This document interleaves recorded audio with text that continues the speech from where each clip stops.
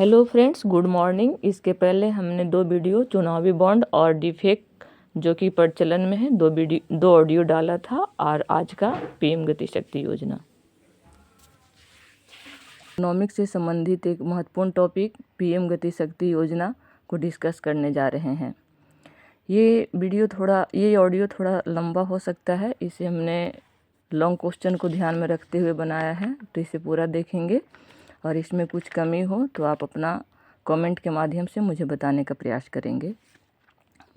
तो चलिए शुरू करते हैं आज का टॉपिक पीएम गति शक्ति योजना। आज का प्रश्न है, पीएम गति शक्ति योजना क्या है? इसके निर्धारित किए गए लक्ष्यों और स्तंभों का चर्चा करते हुए इससे होने वाली लाभ व चुनौतियों को स्पष्ट करें।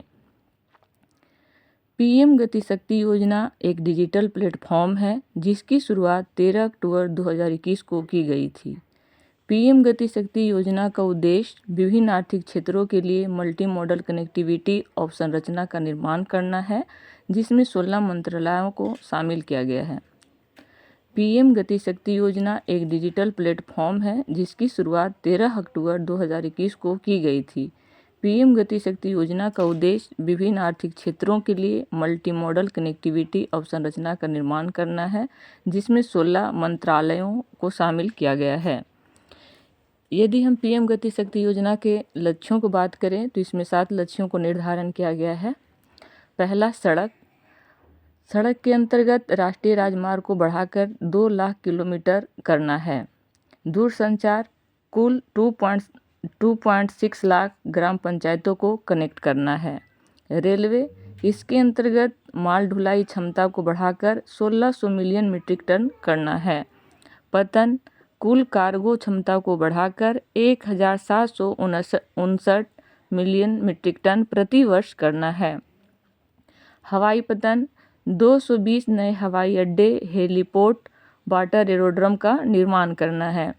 गैस पाइपलाइनों का निर्माण करना है। इसके अंतर्गत कुल 34,500 किलोमीटर लंबी पाइपलाइन का निर्माण करना है। उसके बाद नवीकरणीय ऊर्जा, इसके अंतर्गत 225 गीगावाट को वृद्धि करना है। पीएम गति शक्ति योजना के अंतर्गत बिहार सरकार के भी 12 विभागों को चिन्हित किया गया है। आने वाले समय में बिहार भी इससे लाभान्वित होंगे। इसके बाद हम बात करते हैं पीएम गति शक्ति पहल के स्तंभ के बारे में। तो इसके अंतर्गत 6 स्तंभ का वर्णन किया गया है। सबसे पहले समग्रता, अलग अलग मंत्रालयों की सभी मौजूद या भावी पहलों को एकीकृत करना। दूसरा, प्राथमिकता, सभी विभाग, 16 विभाग इसके अंतर्गत है, सभी विभाग क्रॉस सेक्टोरल के माध्यम से अपनी परियोजनाओं को प्राथमिकता देने में सक्षम होंगे। उसके बाद है सुधार, मुख्य कमियों की पहचान करने के बाद संशोधन या विस्तार करने के लिए योजना बनाने में अलग अलग विभागों की सहायता करना। चौथा, समन्वय, विभागों के मध्य कार्यों के मामले में तालमेल बिठाना ताकि योजनाओं में होने वाले विलंब और विभागों के बीच होने वाले टकराव को कम किया जा सके। विश्लेषण, जीआईएस आधारित स्थानिक नियोजन और विश्लेषणात्मक टूल की सहायता से संपूर्ण डेटा को एक ही स्थान पर उपलब्ध करवाना। लास्ट, गतिशीलता, विभागों के मास्टर प्लान में सुधार और अपडेट करने के लिए महत्वपूर्ण उपायों को तलाशना। ये रहा पीएम गति शक्ति पहल के स्तंभ और लक्ष्य। इसके बाद हम आगे चलते हैं और पीएम गति शक्ति योजना के लाभ की चर्चा करते हैं। तो इसके अंतर्गत कुछ पॉइंट इस प्रकार हैं कि कनेक्टिविटी में सुधार होगी, आर्थिक विकास को बढ़ावा मिलेगा, लॉजिस्टिक लागत में कमी आएगी, व्यापार में सुगमता बढ़ेगा, रोजगार का सृजन होगा, निवेश को प्रोत्साहन मिलेगा, आत्मनिर्भर भारत का निर्माण होगा, सूचना उपलब्धता में वृद्धि होगी और भारत सरकार की महत्वाकांक्षी योजना मेक इन इंडिया को भी बढ़ावा मिलेगा। आइए इसे एक एक करके डिस्क्राइब करते हैं। लागत में कमी, इसके माध्यम से बेहतर अवसंरचना से लॉजिस्टिक लागत में कमी आएगी जो अभी अधिक है। वर्तमान में देखा जाए तो ये जीडीपी का 13% है, इसमें कमी आएगी। आपूर्ति श्रृंखला में सुधार के साथ स्थानीय उत्पादों को अंतर्राष्ट्रीय उत्पादों के साथ प्रतिस्पर्धा करने में मदद मिलेगी।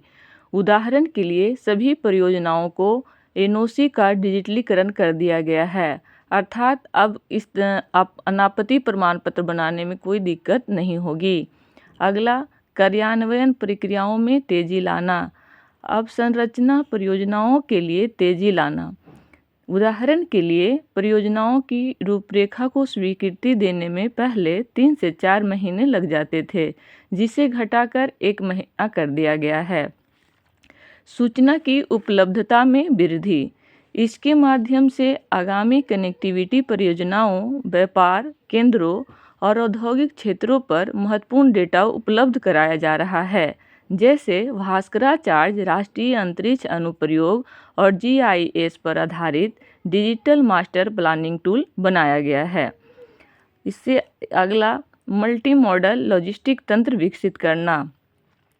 इसके तहत विभिन्न माध्यमों से बाधा रहित परिवहन कनेक्टिविटी स्थापित करने का प्रयास किया जा रहा है। उदाहरण के लिए भारतमाला, सागरमाला, अंतर्देशीय जलमार्ग आदि को एकीकृत किया जाना। अगला पॉइंट, यात्रा के समय का बचत होना या दूरी कम करना।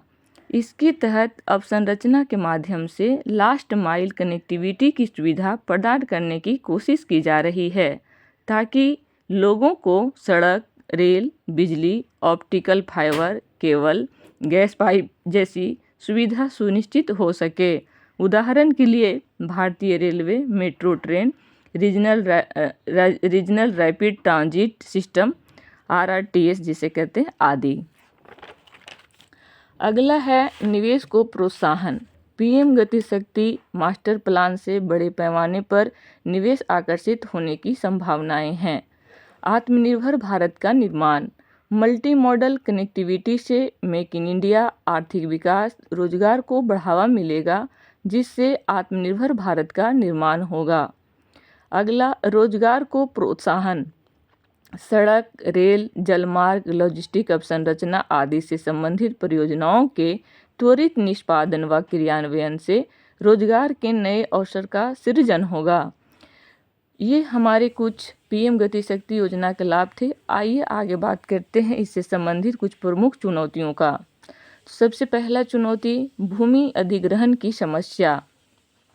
भूमि अधिग्रहण की समस्या के अंतर्गत पर्यावरण मंजूरी प्राप्त करना तथा परियोजना से प्रभावित समुदायों के लिए पुनर्वास और मुआवजा की चुनौती है।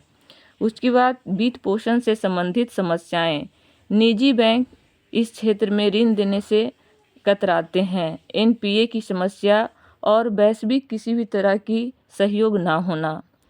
केंद्र राज्य के बीच समन्वय की समस्या।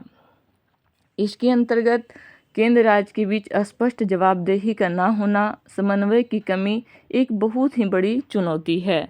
अगला, अवसंरचना के विकास और पर्यावरण के संरक्षण के बीच सामंजस्य और संतुलन की समस्या। उसके बाद मांग की समस्या। ये कुछ प्रमुख चुनौतियां थी। यदि हम आगे की राह की बात करें तो हम कुछ इसमें भविष्य के लिए सुधार कर सकते हैं, जिससे PM गति शक्ति योजना में PM गति शक्ति योजना से लाभान्वित हुआ जा सकता है। पहला, बेहतर भूमि उपयोग योजना बनाना, कौशल विकास को बढ़ावा देना, नई और उन्नत तकनीकी का उपयोग करना, अंतर्राज्यीय सहयोग को बढ़ावा देना चाहिए, विवादों को निपटान हेतु एक कुशल तंत्र का होना, केंद्र संबंधों में सहयोग की भावना होना। आइए अब एक छोटा सा निष्कर्ष के साथ इस टॉपिक को समाप्त करते हैं। अतः इस प्रकार स्पष्ट है कि संरचनात्मक चुनौतियों के बावजूद PM गति शक्ति मास्टर प्लान बुनियादी ढांचा से संबंधित परियोजना के त्वरित निष्पादन और विलंब रहित कार्यान्वयन के मार्ग में लाभकारी पहल है, जो अगले 25 वर्षों में भारत को वैश्विक आर्थिक निर्माण के साथ साथ 2030 तक 5 ट्रिलियन वाली अर्थव्यवस्था बनाने में भारत के लिए सार्थक सिद्ध होगा। जय हिंद, जय भारत।